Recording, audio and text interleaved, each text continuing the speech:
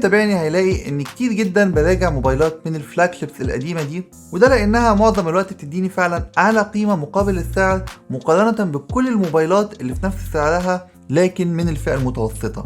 ولو بتستخدم الموبايل كتير وبتفرق معاك فعلا تفاصيله، قوه ادائه، قوه الكاميرات، ومش حابب قوي فعلا انك تدفع ارقام فلكيه، فوقع تحت ايدي حاليا 3 من افضل الفلاج شيبس القديمه اللي موجوده في السوق، وهما S20 FE ونوت 20 واس 21 اف اي. وهي مجرد صدفة ان التلاتة من سامسونج، لكن نوت 20 تحديدا هو موبايلي الاساسي فعلا، بستخدمه بقالي حوالي سنة تقريبا. وعشان تتأكدوا فعلا اذا كانت مواصفات الموبايلات دي تتناسب لسه مع العصر الحالي ولا لا، براجعها فعلا بعد ما بيكون عدى عليها اكتر من سنة من نزولها. والنهاردة هنتكلم على نوت 20. هنعرف ايه اهم مزايا وعيوب الموبايل ده، وامتى يكون مناسب ليك انك تشتريه في 2023. فاهلا وسهلا بيكم في حلقه جديده من سيلوبيديا. معاكم اسلام ويلا بينا نبدا.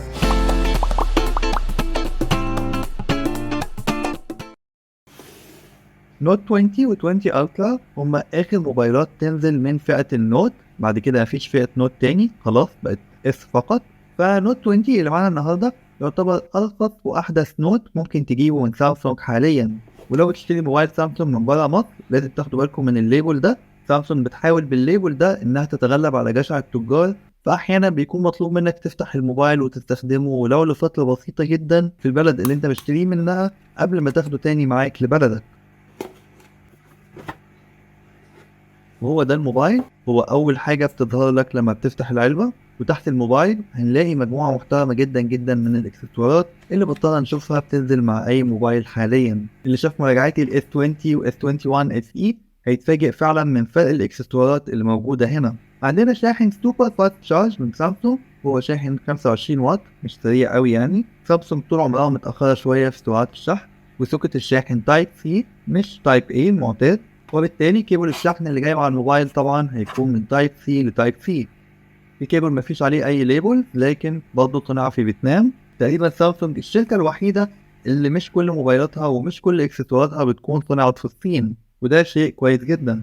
نلاقي كمان في العلبة في اير بادز الوايرد القديمة بتاعت زمان، ومن براند AKG البراند المسؤول عن تصنيع كل سماعات سامسونج لغاية دلوقتي، براند محترم جدا في السماعات. حتى الترو وايرلس ستيريو بتاع سامسونج لغاية دلوقتي بتتصنع عندهم. والسماعة بتيجي بسوكت تايب سي، وده طبعا معناها ان الموبايل مفيش فيه مدخل 3.5 مللي. ومع السماعة في سيليكون تكست بمقاسات مختلفة ومرصوصة رصة حلوة جدا. اعتقد برضو ده من اخر الموبايلات اللي بيجي معاها فعلا سماعات محترمة في العلبة. من الحاجات اللي كنت نسيتها علبة الكتالوجات المستخبية جوه الغطا، وبيكون فيها دبوس السيم تري واحيانا بيتحط فيها كفر، لكن المرة دي مفيش كفر في العلبة. ونيجي للموبايل نفسه. اللون اللي معانا النهارده ده اسمه ميستيك جراي، ديزاين شيك وبسيط جدا. والظهر ده للاسف مصنوع من البلاستيك مش من الازاز، شويه شبه الاس 20 اف اي حتى في التصميم نفسه. ورغم ان اللون ده مط لكن برضه البصمات للاسف بتبان عليه بسهوله. وفريم الموبايل كله مصنوع من الالومنيوم ومنحني من اليمين ومن الشمال، لكن من فوق وتحت هنلاقي الفريم فلات تماما لدرجه انك ممكن يقف على سيفه. هنلاقي في اليمين زرار الباور وزرار الفوليوم، ومن فوق فتحة ميكروفون والسيم تراي، ومن تحت هنلاقي ميكروفون تاني ومدخل الشحن وفتحة سبيكر والمكان بتاع القلم. والجنب الشمال فاضي تماما مفيش فيه أي حاجة. والشاشة هنا هي شاشة فلات تماما، دي حاجة حلوة جدا للناس اللي ما بتحبش الإدجز، وبتيجي ملزوق عليها سكرين بروتكتور من البلاستيك. واللي عايز اقول لكم ان انا لغايه دلوقتي من سنه كامله محتاجتش ان انا اغيرها خالص. وكاميرا السيلفي موجوده في بانش هول في نص الشاشه من فوق، وبين الشاشه والفريم في فتحه السماعات الرفيعه والعريضه جدا تكاد تكون مش ظاهره اصلا. بالنسبه للقلم فبضغطه صغيره كده بيطلع بسهوله، ولونه جراي نفس لون الفريم. مفيش بقى اللون الاصفر الغريب اللي كان موجود في نوت 10. مجرد ما بشيل الموبايل بيحس بيه مباشره وبيفتح الابلكيشنز الخاصه بيه وبيرجع تاني برضه بضغطه بسيطه. وأنصحك برضه تاخد بالك لأن أحيانا مع الخبطة الجامدة أو لو الموبايل وقع منك بتلاقي القلم طلع خالص من مكانه من غير أصلا ما ينضغط عليه، فوجب التنويه مش أكتر. الفينجر برينت هنا موجودة تحت الشاشة في مكان أنا متهيألي إن هو مناسب جدا جدا، إيدي بتوصل له من غير حتى ما أفكر أو أشوف فين مكان البصمة.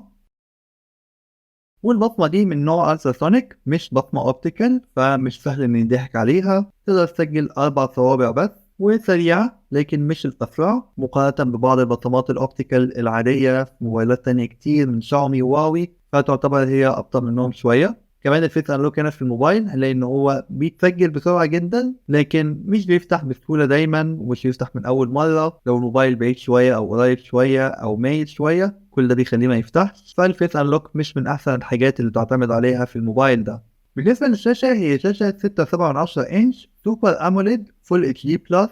الريزوليوشن بتاعها عالي جدا، شدة الإضاءة ممتازة حتى تحت الشمس المباشرة. لكن للأسف الشاشة دي هي شاشة 60 هرتز فقط، لكن ده ما يعتبرش عيب في الحقيقة في الموبايل، لأن الشاشة هنا هي شاشة ممتازة جدا جدا وأدائها هايل. التاتش ريسبونس والكونتراست والألوان كل حاجة ممتازة جدا جدا في الشاشة، وخصوصا للناس اللي ما بتحبش الاتش في الشاشة. ده غير إن 60 هرتز دي بتوفر كتير في البطارية، وبتيجي كمان عليها طبقة حماية كورنينج جوريلا جلاس 5. الموبايل كمان كله بيجي محمي بدرجة IP68 من المية والأتربة. يمكن موبايلات سامسونج من الموبايلات القليلة اللي بثق فيها جدا في الرقم ده. في كل الأحوال أنا ما انصحش أبدا أي حد يجرب الموبايل على العمد مع المية، لكن أنا بعمل كده في موبايلاتي على مسؤوليتي الشخصية. استخدمت الاس 9 بلس والنوت 20 من جربتهم مع المية، وعرضتهم كمان معايا ان الظروف في المية اعلى شوية من اللي سامسونج بتوصي بيها، ومع ذلك الحمد لله الاثنين كانوا شغالين معايا كويس جدا جدا في المية، عكس هواوي مثلا.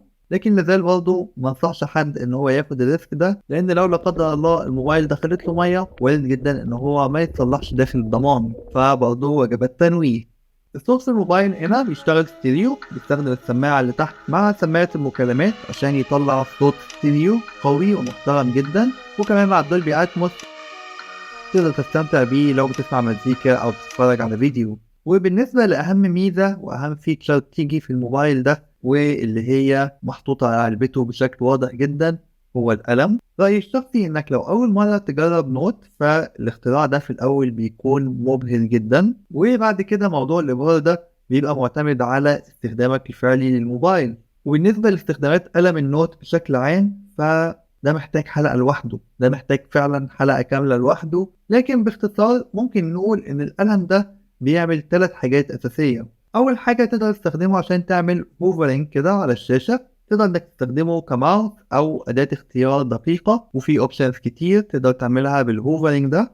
تاني حاجة طبعا هي اللمس، للكتابة، للشخبطة، تختار حاجة معينة، تقدر تاخد بيه سكرين شوت سريعة تشخبط عليها وتبعتها لأي حد. تقدر تكتب فري هاند والموبايل يحول كتابتك إلى تكست على طول، ترسم خطوط ودوائر وأشكال ويحولها لك كمان لأشكال هندسية دقيقة. وطول ما انت بتستخدم القلم هتلاقي صوابعك ممكن تعمل أوامر تانية زي إنها تعمل بان أو زوم إن وزوم أوت. السوفت وير هنا فعلا ذكي جدا في التعامل مع القلم. وتالت حاجة بيعملها القلم هو إنه بيقدر يقرأ الحركة. عندنا هنا زرار في القلم أقدر أضغط عليه وأعمل جيستشرز كده بإيدي أو حركة معينة في الهواء، فيبتدي الموبايل يعمل من الحركة دي أوامر معينة: فورورد، باكورد، هوم سكرين، برنت سكرين. أنت فعليا بتقدر تستخدم القلم كأنه ريموت. حتى مع التصوير مثلا تقدر تخليه ياخد صورة أو يبدأ ريكورد فيديو، يعمل له ستوب. طبعا القلم ده كونكتد بالموبايل عن طريق البلوتوث، وكمان فيه بطارية وبيتشحن طول ما هو موجود جوه الموبايل. ورغم كده نقدر برضه نستخدمه من غير البلوتوث، من غير ما يبقى أصلا كونكتد بالموبايل. فإمكانياته الحقيقة ظريفة وكتيرة جدا. تخيلوا كده إن كل اللي قلناه ده هو ده اللي كده باختصار. لو حابين فعلا تعرفوا عنه أكتر ومهتمين بالموضوع ده، اكتبولي في الكومنت وحاول أعمل لكم إن شاء الله حلقة كاملة عنه. لكن لو مش بتستخدم القلم كتير، فالانبهار بالقلم ده بيختفي بسرعة جدا، وبيكون فعلا مجرد اكسسوار مركون جوه الموبايل وخلاص، وبتكتشف انك في الحقيقة مش محتاج النوت. لكن بعد سلسلة النوت 20 ما بقاش خلاص القلم ده بيجي مع الموبايل. S21 Ultra فقط بيدعم القلم، لكن S21 و S21 Plus ما بيدعموش القلم. ده غير كمان ان S21 Ultra مش بيجي معاه القلم، تضطر تجيب له كيس مخصوص تحط فيها القلم. S22 Ultra بقى بيجي معاه القلم، لكن برضه مش نفس الفيرجن ده، بقى فيرجن أقل شوية. وبقى الفيرجن ده هو الفيرجن البرو اللي ممكن تشتريه مخصوص عشان تستخدمه مع S22 Ultra و S23 Ultra. يعني سامسونج بقوا فعلا ماديين جدا جدا في الموضوع ده. عشان كده بأكد تاني إنك لو مهتم بالقلم، فده هو أحدث موبايل نوت سعره معقول وبيدعم القلم وبيجي معاه قلم ممتاز جدا. وكفاية كده كلام عن القلم، تعالوا نرجع تاني للموبايل نفسه. الموبايل ده فيه منه نسختين، نسخة 4G ونسخة 5G. ونسخة ال 4G بكل موديلاتها المختلفة بتيجي بمعالج سامسونج المعروف إكسينوس 990، معالج بتكنولوجي 7 نانومتر، واحد من المعالجات القوية اللي أدائها محترم جدا جدا. ونسخة ال 5G ممكن تيجي بنفس المعالج، أو بعض نسخ ال 5G بتيجي بمعالج سناب دراجون 865. ورغم إن ناس كتير جدا بتهتم بسناب دراجون، لكن المعالجين برضو الفرق ما بينهم بسيط جدا جدا في الأداء، والاتنين أدائهم ممتاز جدا جدا. أنا معايا نسخة ال 4G والموبايل معايا بقاله سنة، فأنا جربته فعلا في كل الحاجات اللي ممكن تتخيلوها. الموبايل فعلا أداؤه ممتاز جدا جدا مع كل الأبليكيشن في الشغل وفي الجيم. ما قابلتش في الموبايل أي نوع من أنواع التهنيجات أو التقطيعات. وطبعا البروسيسور كمان ليه دور مهم جدا جدا في أداء الكاميرات اللي هنتكلم عنها أكتر كمان شوية. رغم إن الموبايل عدى عليه 3 سنين على نزوله لغاية دلوقتي شغال بامتياز، وما نقدرش حتى نحس بالفرق الواضح بين أدائه وبين أداء الأجهزة الجديدة. الذاكرة الداخلية 256 جيجا بايت من نوع UFS 3، والذاكرة العشوائية 8 جيجا بايت رام، واليو اس بي تايب سي 3.2 يو اس بي سريع جدا جدا. وطبعا بيدعم سامسونج داكس وبيشتغل معاه بامتياز. سامسونج من انجح الشركات في الديسكتوب مود بتاع الموبايل، ده واحد من الموبايلات فعلا اللي انا استخدمته كتير جدا مع سامسونج داكس، ونسبة الأخطاء الموجودة في المود ده قليلة جدا جدا مقارنة مثلا بهواوي. دي واحدة فعلا من الفيتشرز اللي أنا بحبها جدا في سامسونج. ولو ما جربتوهاش قبل كده ومعاكم موبايل سامسونج من فئة اس أو نوت، فأنصحكم تجربوها، ممكن تفرق معاكم جدا في شكل وطريقة استخدامكم للموبايل. الموبايل فيه بروكسيميتي سنسور فعلي، قعدت فترة كده في الأول أدور هو فين بالظبط عشان عادة بيكون موجود مع السماعات، لكن اتضح إن هو موجود تحت الشاشة على يمين الكاميرا السيلفي في مكان النقطة الخضراء اللي بتنور دي. مكان ذكي جدا الحقيقة، وبيشتغل كويس جدا دايما، ما قابلتش فيه أي مشكلة. البطارية في الموبايل بتيجي بسعة 4300 ملي أمبير، تعتبر بطارية معقولة جدا. الموبايل بيدعم الشحن بسرعة 25 واط، وبيدعم الشحن اللاسلكي بسرعة 15 واط، وبيدعم الشحن اللاسلكي العكسي بسرعة 4.5 واط. لكن بشكل عام البطارية وسرعة الشحن مش من أفضل نقاط قوة سامسونج. الموبايل بيجي في الأول بأندرويد 10، وبينزل له أبديت لغاية أندرويد 13 وواجهة سامسونج وان يو اي 5، ولا زال بينزل له أبديت وهيفضل ينزل له أبديت لغاية آخر السنة دي. ودي برضه واحدة من النقط اللي أحيانا بتقلق بعض الناس، لكن أنا لازلت شايف إن دي حاجة ما تأثرش أبدا على قراري، لأن كل الأبليكيشنز الحديثة اللي بتنزل لأي موبايل بتفضل تدعم الموديلات القديمة من السوفت وير على الأقل لغاية 3 أو 4 أجيال ورا.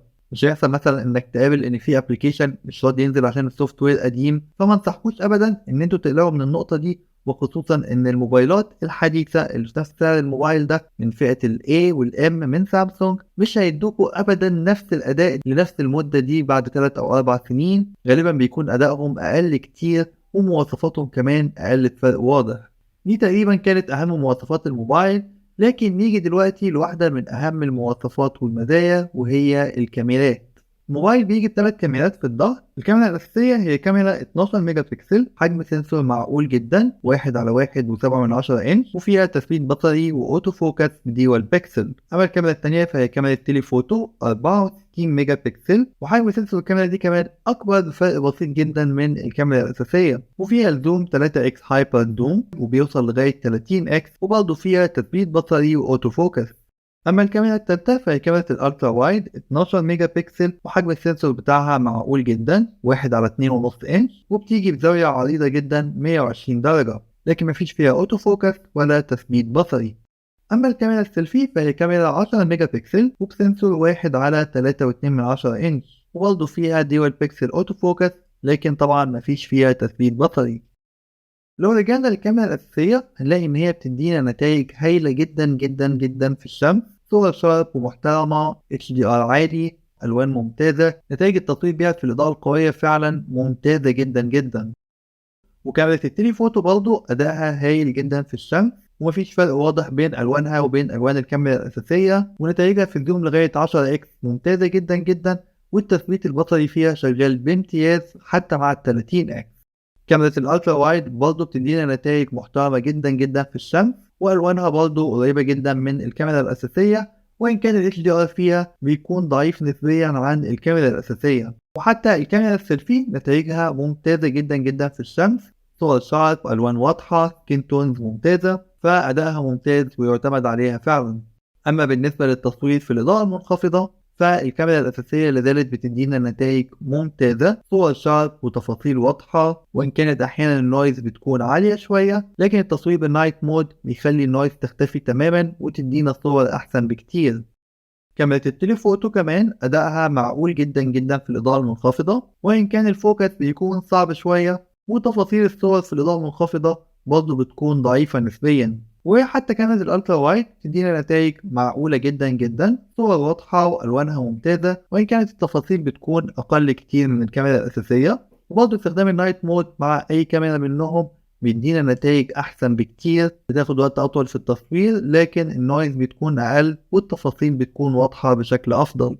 وحتى كاميرا السيلفي أدائها في الإضاءة المنخفضة يعتبر كويس جدا جدا، لازالت الألوان ممتازة والسكين تونز محترمة، وإن كانت التفاصيل مش كتير ونسبة النويز برضه تعتبر عالية، وبرضه مع النايت مود الأداء بيكون أحسن كتير.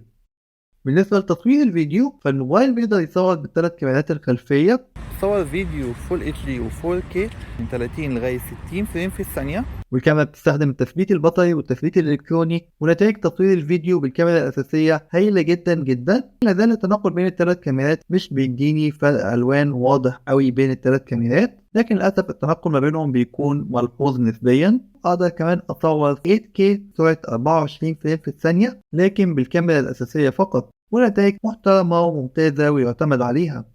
ومن المشاكل برضو اللي لاحظتها في تصوير الفيديو بالموبايل ده هو الجليتشز اللي بتحصل في الفوكس، وواضح ان دي هي نفس المشكلة اللي قابلناها قبل كده مع S20 FE، نفس المشكلة موجودة. واقدر اصور كمان سلو موشن فول اتش دي لغاية 240 فريم في الثانية والمدة مفتوحة، واقدر كمان اصور سوبر سلو موشن كواليتي اتش دي لغاية 960 فريم في الثانية لكن لمدة ثانية واحدة بس.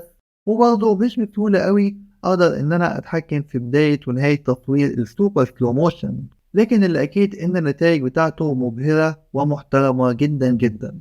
وبالنسبة لتصوير الفيديو بالكاميرا السيلفي تقدر تصور 4K بسرعة 30 أو 60 فريم في الثانية في سلو موشن، وبرضه نتائج الفيديو ممتازة جدا جدا. بالنسبة لتصوير الفيديو في الإضاءة المنخفضة فلازالت الكاميرا الأساسية بتدينا نتائج ممتازة جدا، الشاربنس والألوان في الفيديو تعتبر معقولة جدا جدا رغم ظروف الإضاءة، وإن كان الفلير وانعكاسات الإضاءة مع العدسة تعتبر كتيرة شوية، لكن مع كاميرا الألترا وايد النتائج بتكون أقل كتير، شاربنس أقل بشكل واضح والتفاصيل ممسوحة، وده برضه شيء طبيعي ومتوقع جدا. وبرضه أداء كاميرا التليفوتو في الإضاءة الليلية يعتبر متواضع جدا، وإن كان التثبيت البصري شغال بشكل كويس جدا لكن الشاربنس والألوان بتكون أقل كتير من الكاميرا الأساسية. أما بالنسبة للكاميرا السيلفي ففاجئني فعلا إن كواليتي الفيديو حتى في الإضاءة الضعيفة تعتبر ممتازة جدا، التفاصيل واضحة والفيديو شارب والألوان ممتازة والسكين تونز معقولة جدا، لكن في تصوير الفيديو بسرعة 60 فريم في الثانية طبعا مش احسن حاجة، الاضاءة بتكون اقل والكواليتي بتكون مختلفة تماما وما يعتمدش عليها قوي في ظروف الاضاءة دي. وطبعا برضه هنلاقي كل فيتشرز التصوير المعروفة من سامسونج موجودة هنا في الموبايل ده، تقدر تصور بنظام برو سواء للصور العادية او للفيديو، هنلاقي اوبشن سنجل تيك، البورتري مود، بورتري فيديو، ديوال ريكوردينج، بانوراما، هايبر لاب، فود مود، الاي ار زون، ومعظمها بتدينا نتائج ممتازة جدا. بشكل عام زي ما شفنا الكاميرات هنا هي من المزايا القوية جدا في الموبايل ده، أداء الكاميرات بشكل عام محترم جدا جدا، وغالبا لو بصينا على أي موبايل حديث من الفئة المتوسطة اللي سعره حاليا ممكن يكون مقارب لسعر النوت 20 مش هنلاقي الكاميرات بنفس الكواليتي دي أو بنفس الجودة دي. وبس كده، لو عندكم أي أسئلة بخصوص الموبايل ده اسألوني في الكومنتس وهجاوب عليكم بإذن الله، وكالعادة لو عجبتكم الحلقة فما تنسوش اللايك والشير وسبسكرايب في القناة عشان توصلكم كل الفيديوهات الجديدة، واشوفكم في فيديو جديد. سلام.